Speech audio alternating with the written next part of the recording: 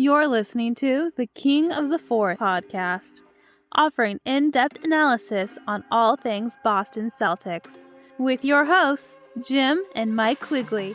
All right, Mike, it's been a long time, but we're back with another episode of King of the Fourth Quarter podcast. Since then, a lot has happened around the league as far as the Celtics go. There's been a little action in free agency. In is Delano Blanton, O'Shea Brissett, Jordan Walsh was the second-round pick. Out is Grant Williams. But the big news is the extension of Jaylen Brown, the max extension that's going to pay him, over the course of his contract, over about an average of $60 million a year. And he's locked up for the next 5 years. There is no player option in that, which was a win for the team. There are trade kickers, so I guess that was what the offset was between the two. But on the whole, I think this was the most likely outcome, that he was going to sign this extension. I think this sets up some big decisions down the line for the Celtics, maybe in 2 years, maybe as early as next year. But I think on the whole, this is good news. There wasn't a lot of options. I think that other avenues they could have really gone down. It would have been too difficult to trade him. And I think lowballing him would have set up a domino effect for the team that wouldn't have been good. So I think, where they are right now, if you look at their top seven, they're a pretty good basketball team. There's definitely some questions going forward. But on the whole, Jaylen Brown is back. It's a lot of money, but here we are. Also, good to talk to you again, Mike. Yeah, nice to return to the podcast. It's been a minute, but not a lot of action for the Celtics this offseason, at least in a while. So it makes sense that we weren't too active. They didn't use a first-round pick in the draft, and they didn't really make any splashes in free agency, and there hadn't been a big trade since the Marcus Smart trade. So, excuse me. I agree with you. This was the most likely outcome for Jaylen Brown. It's a lot of money. I think there's some pressure that comes with that, but I think he's the type of guy who can handle pressure well. But there'll be a lot of talk when he doesn't play well at points during the season that he'll have to respond to. And that just comes with the territory. And there'll be more eyes on him in the playoffs this year because he's the highest paid player in the NBA for at least one season. So when they play Miami in the playoffs again next year, and that's a series that he'll struggle in, of course, he's going to have to handle the heat. And I agree, the top seven, it makes sense that it looks really good on paper. And I agree, the top seven on this team, they should be really good, barring health. And that's the biggest question mark. Malcolm Brogdon, can he stay healthy? Kristaps Porzingis, can he stay healthy? Rob Williams, can he stay healthy? Al Horford, can he stay healthy? And those are big things going into the next season, how that's managed in the regular season, but also where the Celtics are when they hit the playoffs with those guys' health. And it's Brown and Tatum's team now. Smart's gone. It's really just on them as far as the leadership on the team. And they're going to have to rise to the occasion and get this team over the hump because it could be a short window with the amount of money they're going to be paying to two guys plus $30 million to Kristaps Porzingis. So it may just be these next 2 years that they have a shot with this current roster to win it all. And so let's see if they step up to the occasion. They're ready to go this year. And Brown can wipe off the dust of that last series and be a different player in the Eastern Conference Finals next year. Yeah, and you mentioned Kristaps Porzingis. The other move that they were able to do is extend him for 2 more seasons at $30 million, which was kind of a surprise that they were able to get him at that number where he, could have sought extensions 15%, larger than his previous salary. So the idea that they were able to keep him at a lower number like that, I think was helpful. And they extend him for 2 more seasons. you're right about the health issue, especially when it comes to Rob and Porzingis. I know Porzingis was relatively healthy last year, but he has a history of not being on the floor. Um, and obviously Brogdon's elbow is a huge question mark. I do think, the two cornerstone players are guys that have had relatively good health throughout their career, and Brown and Tatum. Derek White is a guy I think you can rely on to be out there. And Al Horford, I'm more concerned about his age and wearing down than his health. And I think that's probably what more you're alluding to. He's going to miss some games as just maintenance days. But what is he going to look like come the playoffs? Is he going to be a guy that what we saw this year, which wasn't very good in the playoffs, his shot abandoned him, which is a sign that his legs abandoned him. His defense was still a plus, but he was such a negative on the offensive side for the majority of the playoffs that it really, really hurt what the Celtics were doing. So how are they going to manage him, and what is he going to look like? But if you look at the top 7 of this rotation as it stands right now, we've talked about the players already. It's Tatum, Brown, White, Rob, Al, Porzingis, and Brogdon. It's tough to. I think it's probably tough to find a better top 7 in the NBA. Of just they're all starter caliber guys. They're all guys that can impact, winning on a regular basis. And if you can run that out in the playoffs, and I know that's a big if, and they're healthy, you should be able to kill teams with switches on offense. You should be able to get plenty of second chance points opportunities with the size that you have. And that's really like the one noticeable thing that's going to be different in a positive way from last year to this year is they're huge. They're absolutely huge at every position right now. It's going to be tough to switch them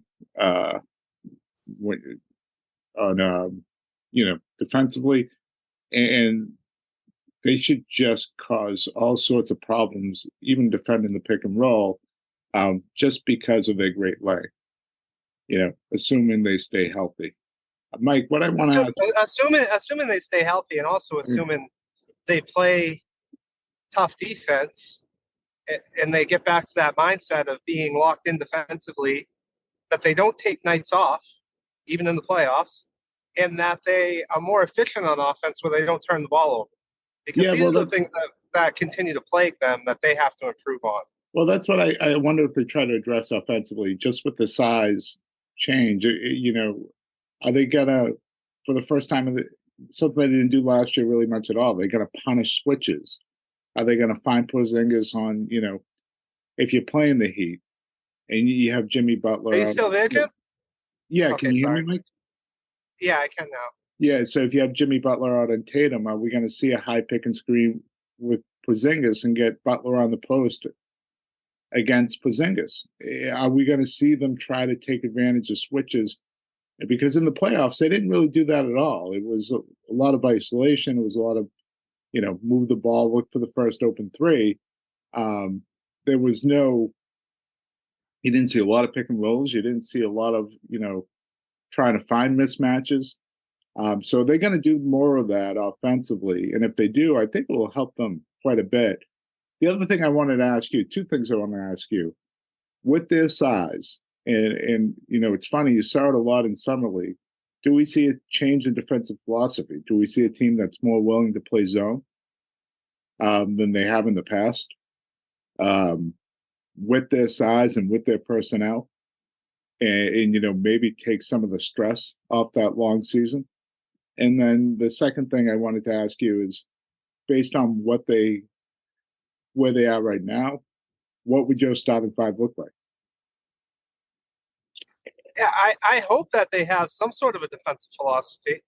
That would be great to start. So whether that's based off size and they're going to play some zone, and we saw some of it in Summer League, great. I hope it starts there. I hope going into the training camp, the preseason, the regular season, that they're going back to having a defensive identity and not just being so dependent on their offense. And we see less of the Mike D'Antoni ball, and we see more of championship-driven basketball where the defense comes first and the offense picks up throughout the year. That's the Celtics identity I want to see. And I think zone is fine. You saw Miami make it all the way to the NBA Finals mixing in zone. You've seen the Dallas Mavericks win an NBA championship with size mixing in zone. And you can do that when you have a guy like Tyson Chandler and Dirk with that size who can block shots. So I feel like the Celtics have that now with 3 guys. So that is definitely something that they can do. As far as a starting 5 goes, I have to see Porzingis play. He's obviously starting, but I don't know enough about his game to start Rob with Porzingis. If Porzingis can get out on people and defend, then I'll start Rob. But if he can't, then my go-to starting 5 would be Al with Porzingis, just because I know that Al can get out on the perimeter. And then Porzingis can be my rim protector. But and even with zone, I'd be concerned about that because he can still attack people off the dribble. So, but I got to see Porzingis play. If Porzingis can get out and defend people, I'm starting Rob because I think Rob's too valuable to be sitting. But I just have to see, what Porzingis brings his team on the defensive end. Yeah, I kind of, to the first question, I think you definitely see more of his own. I think you have to see a change in defensive philosophy. I don't think they can switch everything with the personnel they have now, or else you're going to be left with Porzingis and Rob and Al out on an island way too much, and they're going to be part of your key personnel. So I think you're going to see more hedging off screens and guys recovering and keeping their man when they're going man to man, which I do think builds some internal toughness when you have to fight through screens over the course of the season. It's going to lead to some open shots here and there, but if played correctly, it can force some mistakes too. And I think, to your point with zone, I think their length and against certain teams, that could definitely cause some problems. They can be huge at times based on the personnel that they're going to have on the floor. As far as the starting 5, I've been thinking about this, and this is probably not the direction they're going to go. But I wonder what it would look like if you started Porzingis as your 5, Brown and Tatum, and then go with White and Brogdon, and then come off the bench with your double bigs of Rob and Al, and you can kind of keep Tatum with that second unit. And granted, I know Rob, Al, and Porzingis aren't always going to be playing together on the same nights, but you know what I mean. I think you come out with the offensive firepower, multiple ball handlers, and then you can really suffocate teams' second units during this during the regular season with that just size and defensive talent that you have coming off the bench. I don't know how Al would take that, but I do think Al. Yeah, but I do think that starting 5 is, if you went in that direction, is just you have everything you need. You have ball handlers, you have wings, you have size, and you just have the ability to attack in so many different ways. That I think if you're an opposing team, that's a frightening starting 5. I don't know what your thoughts on kind of going small there. Yeah, it's in the regular. I don't know. My only concern about going small is just the mindset that we're setting as far as what kind of personality they have and what kind of identity they're going to have as a team when it comes to being tough in adverse situations. I feel like when you see teams go with small ball throughout the regular season, eventually they pick up an identity where they're not tough. I think you see that a lot. And that would be my only concern, that this team would be really dependent on just making shots. And then when they're not making their shots, turtling a lot like they did last year, not showing up to play. Where I feel like if you go with the big lineup and you build an identity around your defense, the offense will eventually pick up. And that's really where I'd like the focus to be next season, because I think that's where they were let down last year. When their shots weren't falling, they really didn't play on either end of the floor. Yeah, and it's kind of the problem with this roster too, right? It's like it's kind of built now. It's still a team that is built to shoot the three. If you look at the way they're built, there's definitely a toughness void with Smart and Grant. How much of that is real? How much of that is perceived by what we see, as fans? We're going to find out pretty quickly. But they've kind of substituted that toughness and mindset that those two guys bring with length and size. And so does the length and size, is that more needed for the defensive end as opposed to, kind of, the grit and toughness that, fans and commentators and podcasters want to see and talk about? So I'm wondering, is there a kind of a perception problem on what defense really looks like, what you need to do to get better defensively than what's reality? And from my perspective right now, I don't think they've got better defensively. I think, obviously Porzingis had a really good year defensively last year. It was with Washington. It wasn't in high-pressure games. He doesn't have a history of being that type of player. You lost a couple guys that, were good defensively and were really good. Again, were part of a really good defensive team just 2 years ago with the personnel that you had. So, with the personnel that you had, you could be excellent defensively. But I do think there's an argument to be made here that,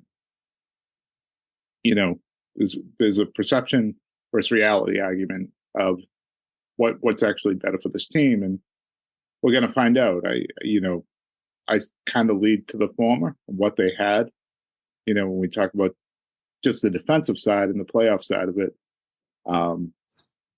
But I'll say this too, Mike, and you can disagree or agree, whatever.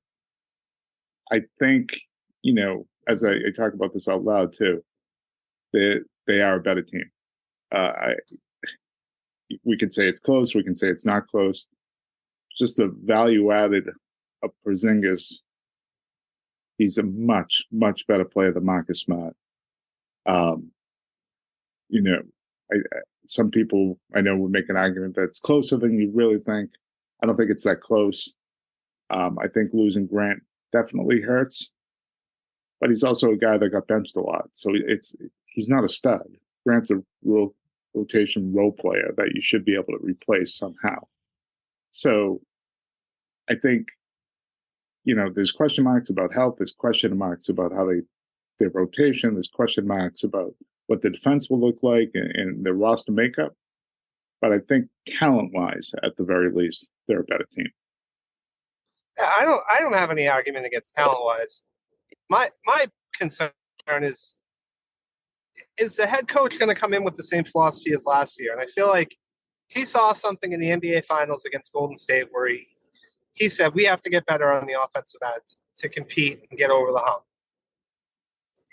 And they just went after it too offensive focused. And they lost their defensive identity altogether at the start of last season. They were winning games, but they weren't really playing any defense. And I remember watching games where they would interview Tatum at the end of the game where the Celtics shot like 57% from three. We're breaking all these records. And Tatum was saying, yeah, but we're not covering anybody in his post-game press conferences. And I feel like that caught up to them because they went through a lull during the middle of the season where they weren't hitting their shots. And I feel like that was closer to who they were than what they were at the beginning of the season. And so with all that talent, even without Smart and Grant Williams, if Mazzulla comes in with the mindset that we're going to be a tough defensive team, he can go small, he can go big, He can pick whatever his defensive strategy is going to be. Just focus on it. Just really spend time on it.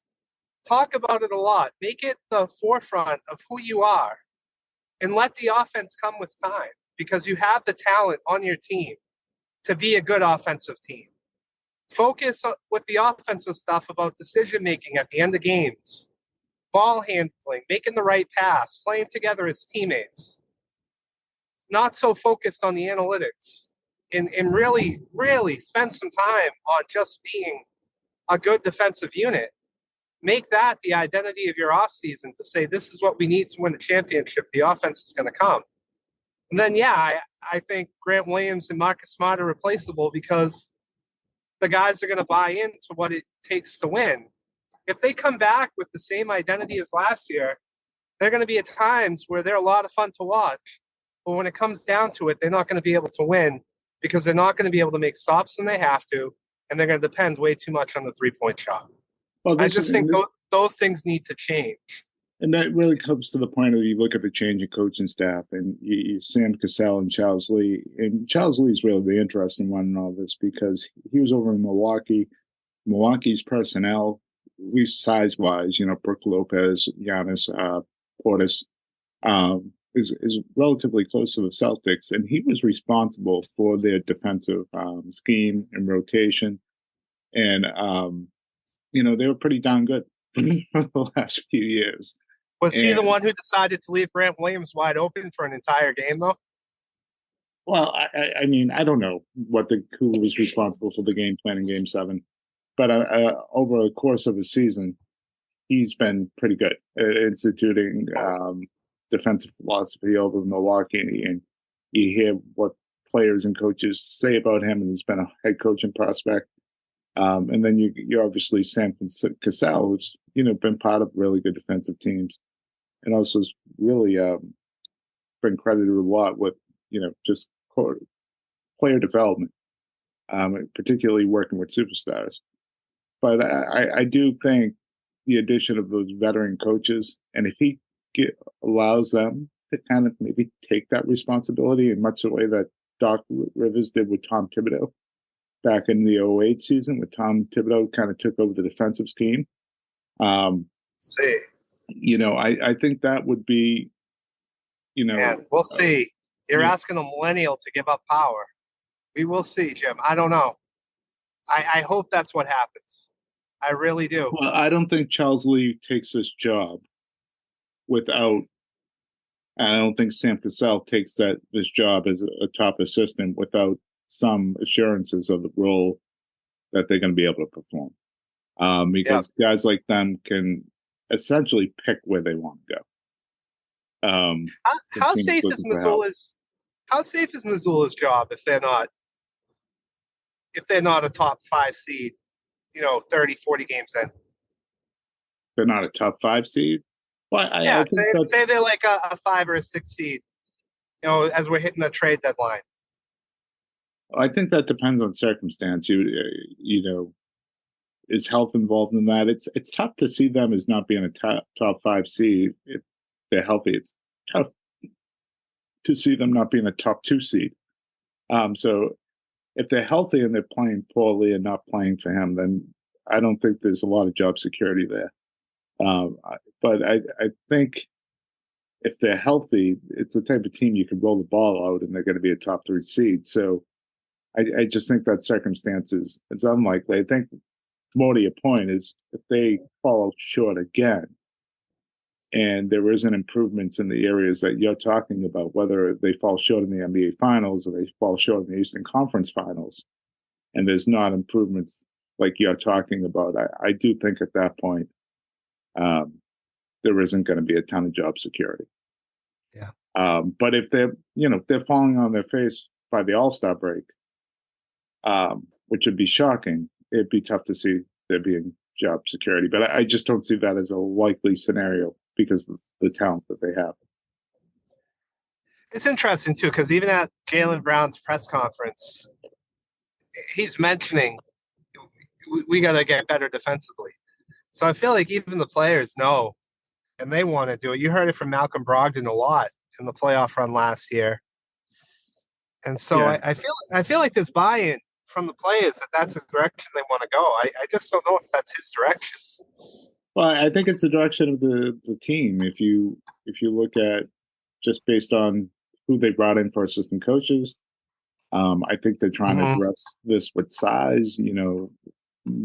Even the secondary free agents like Blanton and Brissett are big, long players. Jordan Walsh is a big, Yep. long wing, and he looks like he can certainly play. And we haven't talked about him at all, but I think there's a possibility he even cracks the rotation this year. And then, Porzingis had a really good defensive season last year. The guys that kind of lost, Marcus Smart is obviously a guy that's big and can switch. Grant is not a big, long player. He's a good defensive player, but he is not a big, long player. So they've gone in a direction which tells me they're switching their scheme. Where being switchable isn't as important as it was in the past for them. Go along with whatever they want to do offensively and have those two things fit together. Whether or not it works, we're going to find out. But I do think, they think the issue with defense was size. Mm-hmm. And they want to get bigger. And they want to cause problems for teams like the Heat and whomever else they're going to see. They want to address it with size.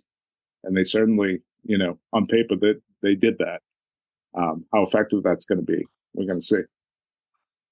Yeah. So, I agree. I think that's the identity they want to go, and I'm hopeful that that's what it is. I'm excited for training camp to start in a month. Celtics have one open roster spot still there, so we'll see what ends up happening with that. Maybe it's something that they keep void until the start of training camp. Yeah. They also have that horrible player still on the roster. I forget his name. He was on the summer league team. Yeah, so they have three. I don't see that guy. I don't see that guy making the team. They have 3 non-guaranteed contracts. Blanton, the free agent signs non-guarantee. Champagne is non-guaranteed, and Cornette's non-guaranteed. I'd be surprised to see Cornette not make the team. I think he's a lock. I think so too. They definitely need depth. I think they need to add another big and another ball handler.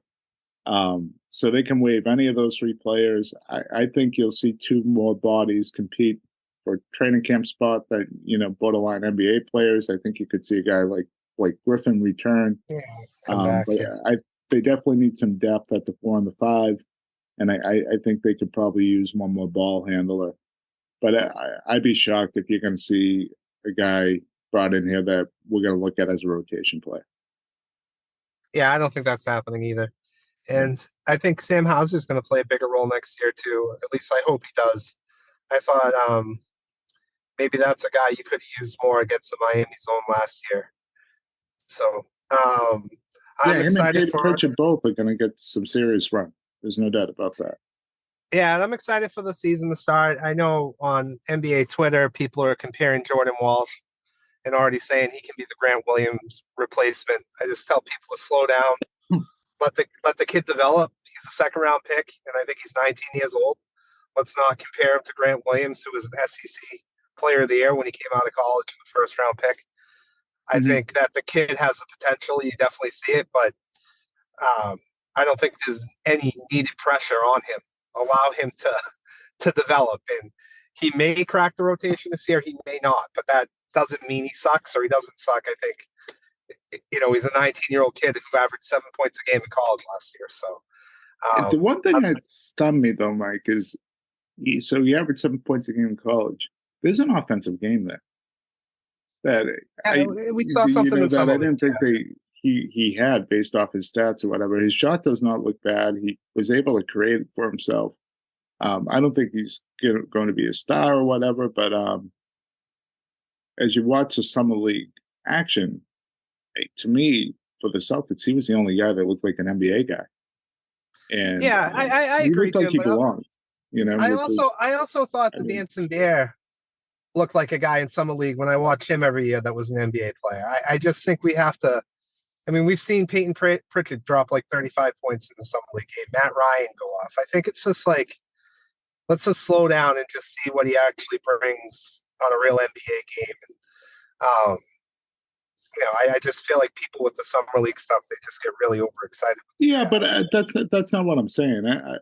I there's skill there that I did not know existed, and he's long, and he could certainly match up defensively already in the league. I think this is a guy that there's a reason why they signed him to a 4-year contract. Because they see something there as well. And this isn't a guy they tend to have on a 2-way going into this year. No, he's going to be on the roster. I think you're right. Maybe he's in the rotation. Maybe he's not. Maybe he's mostly in Maine. But I think there's a player in there somewhere, which when they drafted him, I didn't really expect that at all. Hey, I hope you're right. I mean, they gave Semi Ojeleye a 4-year deal too. So, but I hope you're right. Celtics certainly got a lot of size and look better on paper. They stay healthy. It's going to be them, Miami, and Milwaukee, right? Isn't that what we're looking at next season, most likely in the Eastern Conference Final? Yeah, I mean, and you figured Miami will have Dame. We didn't even get into that, and I got to jump, but that whole thing is stupid. And who knows with Philly? The James Harden thing there is still looming, whether he gets traded or not. If he doesn't get traded, they'll be right there during the regular season, piling up wins. But yeah, it will be, those will be your top 4 teams. And, even if the Miami gets Dame, on paper, the Celtics should be the best of the 4. But it all goes down to the points you brought up earlier, whether those, things that have reared their ugly heads in the playoffs with, toughness and defense and, turnovers and isolation. Do those rear their ugly heads, or is this the team that matures and finally figures it out? All right. Well, thanks for listening, everybody, and we will have another pod before the start of training camp. Take care, everyone.